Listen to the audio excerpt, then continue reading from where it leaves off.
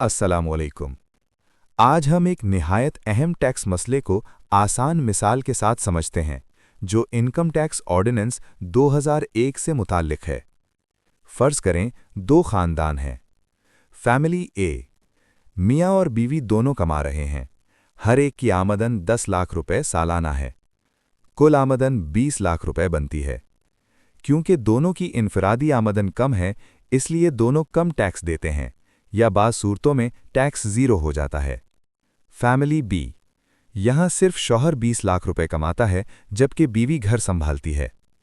कुल आमदन फिर भी 20 लाख रुपए है, लेकिन चूंकि सारी आमदन एक फ़र्द के नाम पर है, इसलिए इस पर ज़्यादा टैक्स लगता है।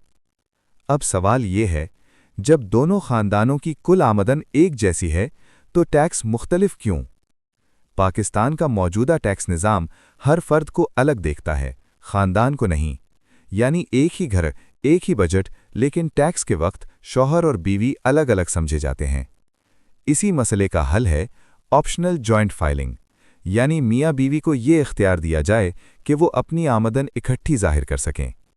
अगर ये निज़ाम फेडरल बोर्ड ऑफ रेवेन्यू के तहत नाफिज हो जाए, तो फैमिली ए और फैमिली बी दोनों की मुश्तरका आमदन 20 लाख शुमार होगी और दोनों को यकसा टैक्स रिलीफ मिलेगा।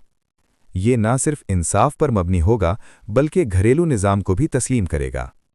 आखिर में सवाल ये है, अगर हम वोट इकट्ठे देते हैं, घर इकट्ठा चलाते हैं, तो टैक्स भी इकट्ठा क्यों ना दें? शुक्रिया।